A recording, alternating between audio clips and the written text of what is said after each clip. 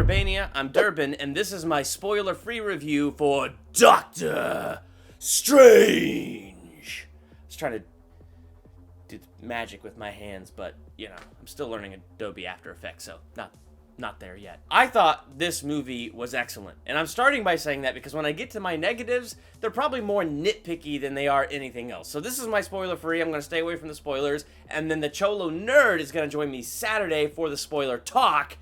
It's gonna be epic. So getting into this movie, first, the positives.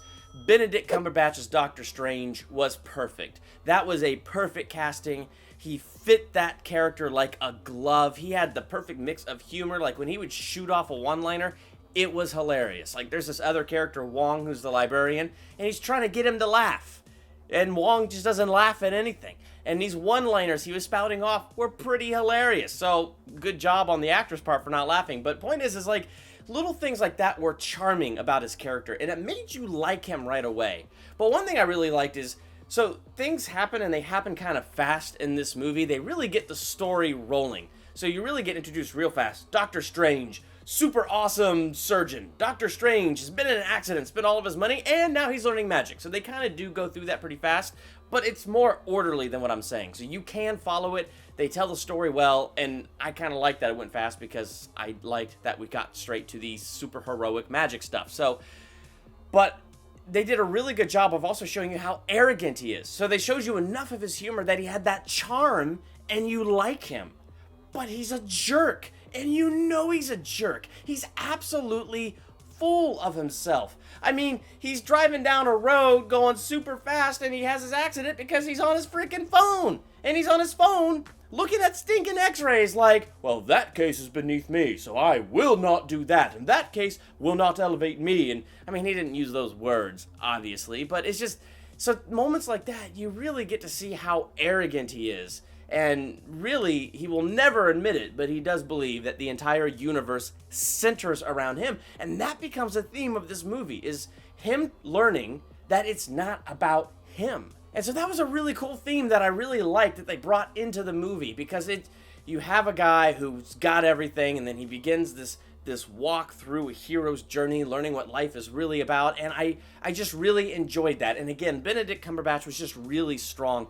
I did like Tilda Swinton as the Ancient One. I liked her character. There were a few things that, you know, came with her character that I thought were a little predictable, but that didn't deter me from anything. So I still found myself really enjoying that. Rachel McAdams was really great. You know, she was a great compliment to Doctor Strange. There were a few things where she saw some of the magical things that Doctor Strange did, and I feel like her reaction could have been bigger. Not like theatrical bigger, but just bigger, like, what did you know, like, I mean, something out of her world and universe is happening, and her reaction was a bit more comedic than it was legitimately like, what? But even though it was a bit more comedic, it was still good, and it still kind of fit this movie and where that tone was. And that's the other thing I liked about this movie, is it was pretty funny, but it had a ton of great action, and it was just this great balance of the action and the comedy and just the right places, and so it really fit. And then, of course, as you can see from the trailers, it's visually stunning. My one regret here is that in seeing this movie the first time, I saw it in 2D instead of 3D. I'm really sad about that, because it was amazing looking. I mean, every part of it was. I mean, yeah, a lot of it was Inception. It did have that feel to it, but it didn't bother me at all. Like, it just looked so cool, I didn't even care that there were parts of it that reminded me of Inception. It kind of had a little Harry Potter feel, Inception feel, and something else. But those feels worked really good together, and I just thought that was really good. So the negatives then. So what are the negatives I find with this movie? As you're in the beginning, it does move really fast, which I think is cool, because, I mean, who wants to sit through an hour-long montage of him spending all of his money to figure out where he could fix his hands, or an hour-long montage of him learning magic? I probably could have done that. That actually would have been really cool. But it was better for the movie that it wasn't an hour-long montage for that, so that was, you know, but where it failed me was at the end of the movie. Without spoiling anything, it's kind of like the end sort of just happens. And the bad guy, so you got a bad guy and then there's a big baddie. And the bad guy is the dude with the eyes. I would say his name, but it's just not coming to my mind right now. like, they have weird names for characters in this. That's not a negative. It's just a fact. They have weird names for characters in this.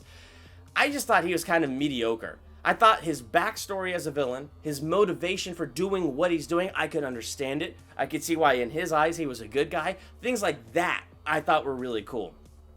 But I just felt like the way the character was portrayed was a little mediocre, so there was like nothing that super stood out to me about this particular villain.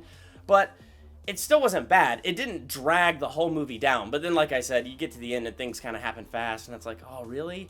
Okay, you kind of undercut some of the gravity of the situation, and so, I don't know. But again, I'm kind of nitpicking. So let me just back this train up and just say, it was an excellent movie. I'm already working out plans to go see it again on the big screen, and I can't wait to add it to my Blu-ray collection. So A+ to a B+, that's something that I'm looking forward to seeing a second time, and that's something I'm going to add to my Blu-ray collection. So this movie for me gets an A-.